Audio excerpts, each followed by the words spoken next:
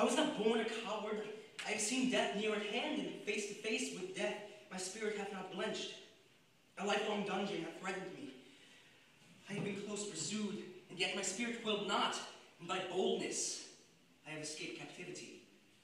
But what is this which now constricts my breath?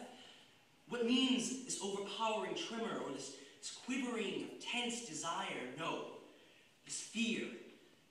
All day I have waited for the secret meeting, pondering on all that I should say to her, how best I might enmesh Marina's haughty mind, calling her Queen of Moscow. But the hour has come, and I remember not. I cannot recall the speeches I have learned by rote. Love puts imagination to confusion. But something there gleamed suddenly, a rustling, no, a hush. It was the moon's deceitful light. It was the rustling of the breeze. Tsarevich? 'Tis she. Now all the blood in me stands still. Dmitri, is it thou? Bewitching voice. Is it thou at last? Is it thou I see alone with me beneath the roof of quiet night? How slowly they pass the tedious day. How slowly the glow of evening died away. How long I have waited in the gloom of night. The hours are flitting fast, and time is precious to me. I did not grant a meeting here to thee to listen to a lover's tender speeches. No need of words. I well believe thou lovest, but listen. By thy stormy, doubtful fate, I have resolved to join my own. But one thing, Dmitri, I require.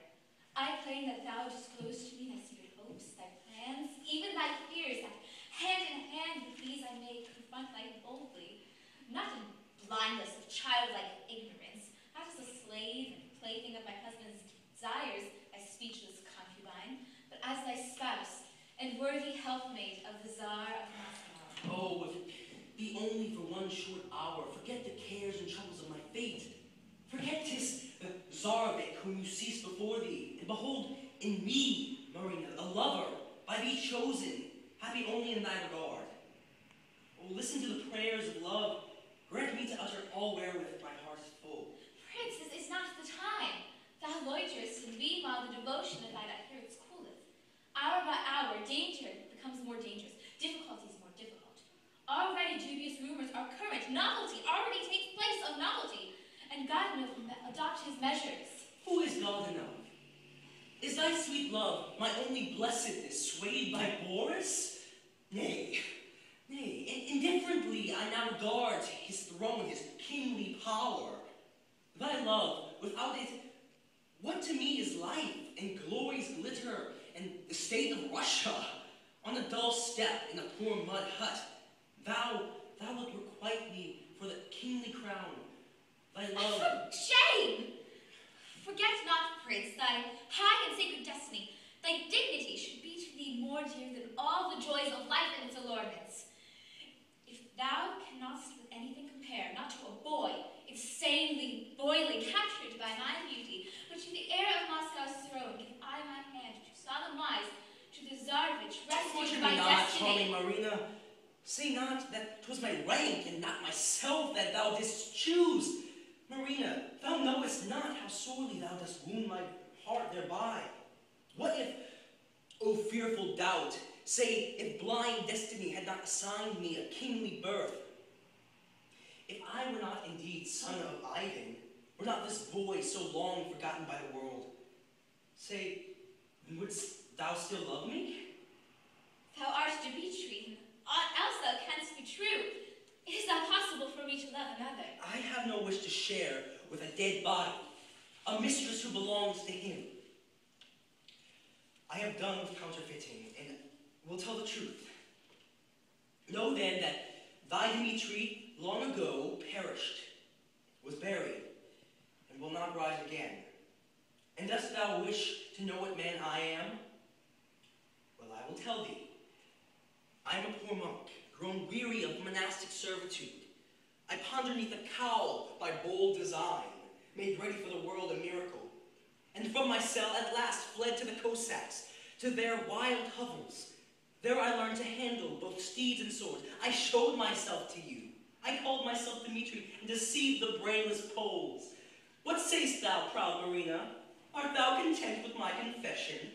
Why dost thou keep silent? Oh, shame!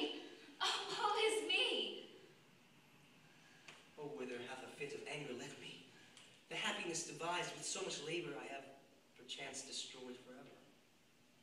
Idiot! What have I done? I see thou art ashamed of love, not princely. So pronounce on me the fatal word. My fate is in thy hands. Decide. Rise, poor pretender. Thinkest thou to please with genuflect on my vain heart, as if I were a weak, confiding girl? You err, my friend. Prone at my feet, I've seen knights and counts nobly born.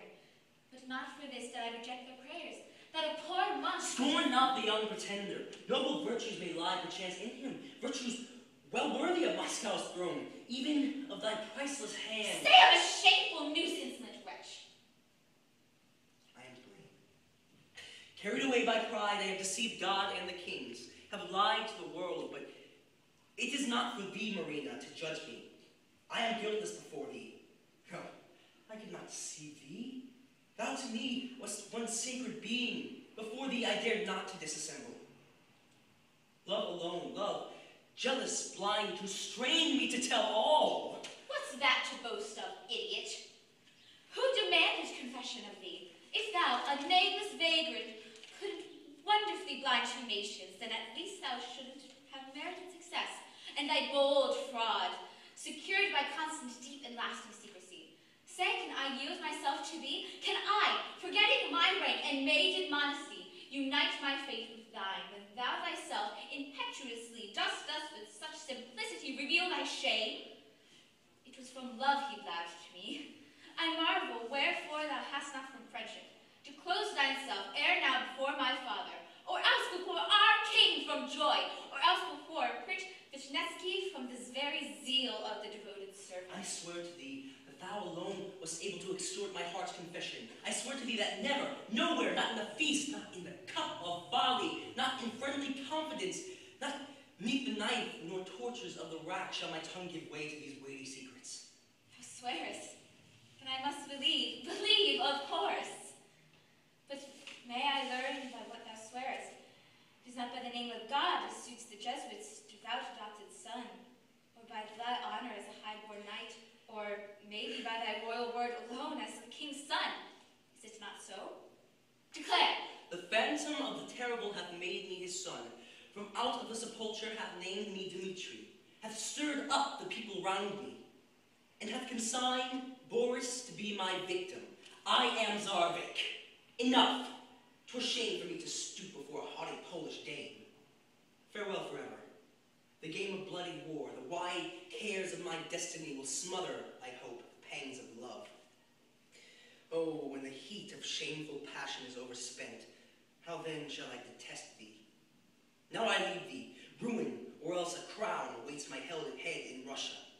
Whether I meet with death as fits a soldier in honorable fight, or as a miscreant upon the public scaffold, thou shalt not be my companion, nor shalt thou swear to me my fate.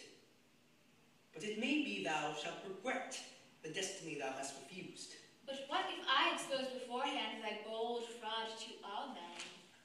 Dost thou think I fear thee? Thinkst thou they will believe a Polish maiden more than Russia's own Tsarevich? Know, proud lady, that neither king, nor pope, nor nobles trouble whether my words are be true, whether I Dmitri or another. What care they? I provide a pretext for revolt and war, and this is all they need. And thee, rebellious one, believe me, they will force to hold thy peace. Farewell. Servant, stay! At last I hear the speech not of a boy, but of a man. It reconciles me to thee. Prince, I forget thy senseless outbursts. See again, Dmitri, listen now is the time. Hasten, delay no more. Lead on thy troops quickly to Moscow. Purge the Kremlin, take thy seat upon the throne of Moscow. Then send me to the nuptial envoy. But God hears me until thy foot be planted on its steps, until by thee Boris be overthrown. I am not one to listen to love's speeches. No. Easier far to strive with Godunov, or play false with the Jesuits of the not for nothing that I trembled. She well nigh ruined me, but I resolved. Hi, my name is Samantha Rohr, and I'll be doing Masha from Three Sisters by Anton Chekhov. My dear sisters, I would like to confess something. I want to bare my soul. I want to confess something, and then I never want to say another word about it ever again. It's my secret, but you should know anyway. Oh, I just can't keep it to myself anymore. I'm in love. I'm in love. I'm in love with that man you saw just now. Well, there, I've told you. I'm in love with Regina. Oh, what can I do? At first I thought it was strange, and then I started feeling sorry for him. And then I fell in love with him. In love with his voice, with the things he says, with all his problems, with his 2 little girls. Oh, well, you're the silly one. I'm in love. It's fate, I guess. I mean, I guess it's just my luck. And he loves me. Oh, my darling, we'll get through life no matter what happens to us. You know, when you read about these things in books, it all seems terribly silly and predictable. But when you fall in love, you realize that nobody has any idea about it. Everyone has to find out for herself. Well, there, I've told you. And now I will never say another word about it ever again. The rest is silence.